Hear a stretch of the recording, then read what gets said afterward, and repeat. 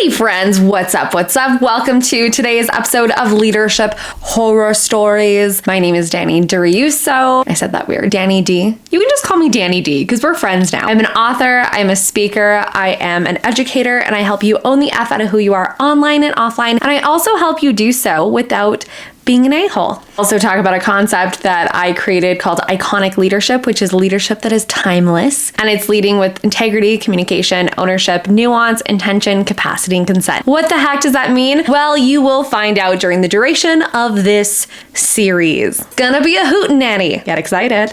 So today's leadership horror story, I wanted to share a personal story. And honestly, it was a memory that was like unlocked while I was speaking to a client. We were talking about how in the online space, we tend to put people up on pedestals because they have really flashy sales numbers, or they have the most followers, or their photos look the best. And we're always looking for the people who are the shiniest, the newest, the most fabulous to follow. This episode, I'm really gonna urge you to look at the people who you have on pedestals in your life. Even if I'm on a pedestal, get me off of there. And what I want you to do instead is really listen or watch for how they govern themselves. Allow them to earn your trust. This story actually has to do with a multi-level marketing company that I was a part of, and I'm not gonna say the name, so if you're nosy, this might piss you off a little bit, but I respect privacy of all people involved, just like I always do when I do these horror stories. So this story goes back to when I was about 18, 19-ish. I was quite young when I started in this multi-level marketing company, and also very trusting. I had gone through some really dark times in my life. I lost a lot. I was on very shaky ground to begin with. And this is normally what happens when we kind of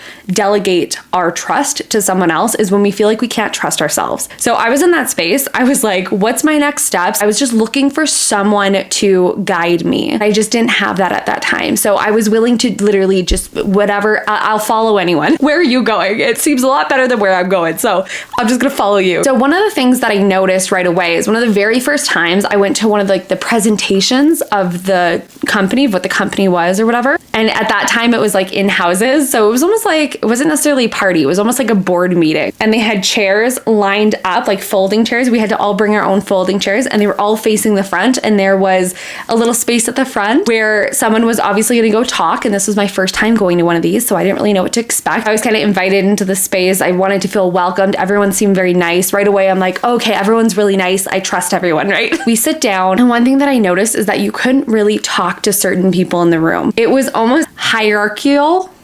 Like there was like a hierarchy. Remember when these two people who were speaking and leading this meeting, they walked in, everyone kind of like stood up and clapped. It was almost like a wedding. It was very much, these are the guests of honor.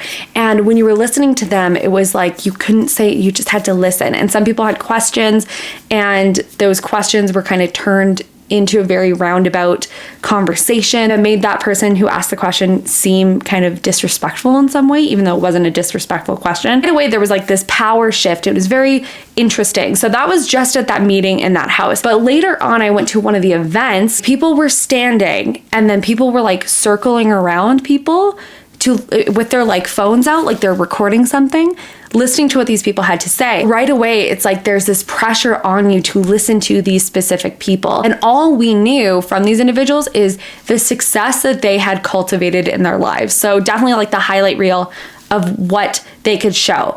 And it was very much like, here's the flashy things that we could show you to show how valuable these people are. And I just remember listening to them being like, I don't agree with this. I don't agree with that. That seems kind of interesting. But because it was so glorified, I felt like I was in the wrong for disagreeing. So I never said anything. I just sat and listened. And anytime I disagreed in my head, because I didn't say anything out loud, I would almost feel so much shame around it, because I thought, well, that's why I'm not going to be successful, is because I'm not believing in what they are saying, because it's always someone has the epitome of success and everyone's trying to chase that as well. And so this is, I guess, a conversation that I wanted to open up, and I just wanted to draw attention to it, because this can happen in person, this can happen online, and this can happen in so many different spaces regardless of your industry. We might look at their sales, we might look at their lifestyle, we might look at those aspects that we're like, oh, that's what I want one day. And we just kind of ignore a lot of things that might be unethical, or some things that might go against our value system or our belief system. Or we might even think, okay, well, maybe I'm wrong and they're right because they have the results to prove it. A friend of mine, Katie Kurtz, on the Unleash Your Voice podcast, you can still find it. It's called Trauma-Informed Space Holding. And one of the things that she said, which was amazing, trust is not assumed because you're in a space of authority. Trust is earned.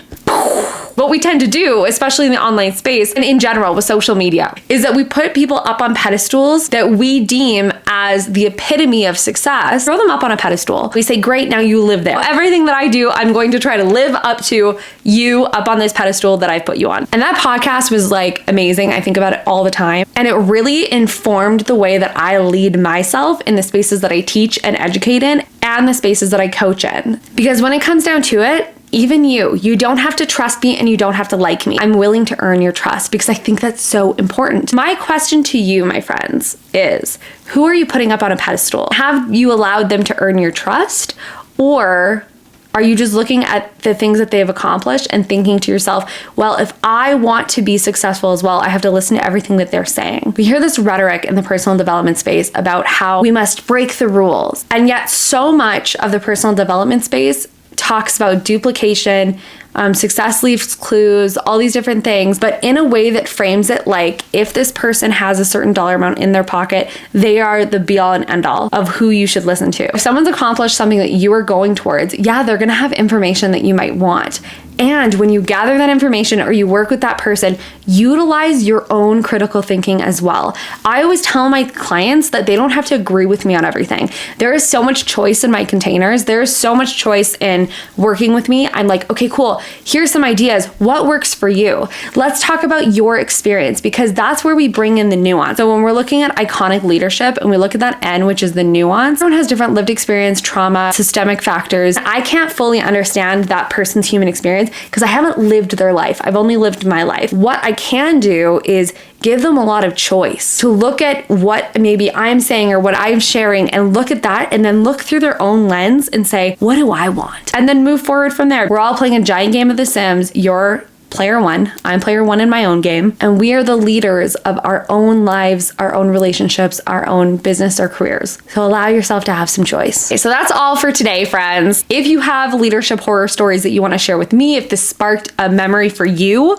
or unlocked something for you, feel free to email me. I'll put my email below and I will take your horror story with your consent, of course, and I will share it on my channel and do a little bit of commentary on it, keeping it completely anonymous, making sure that everyone's privacy is honored. And then who knows, maybe your story will be featured. If you're just starting to learn about this stuff and you want to learn a little bit more about it and you want to take like a little baby step, I have tons of resources for you. I have a $6.99 per month membership that you can access below. You can also upgrade to VIP, get group calls every month with me. And with that membership, you get access to the ebook copy of Get Off Your Ass and Into Your Life, which is my book. There's even a free masterclass you can take. So I'll put all that information below if you're looking for a little bit more support on this. Thank you so much for watching. You can find me on most of the social medias, Danny Druso or Danielle Druso with one L. Kick ass, take names, change the world. You're freaking fabulous. Stop being so secretive about it. And I will catch you guys next time. Bye, friends.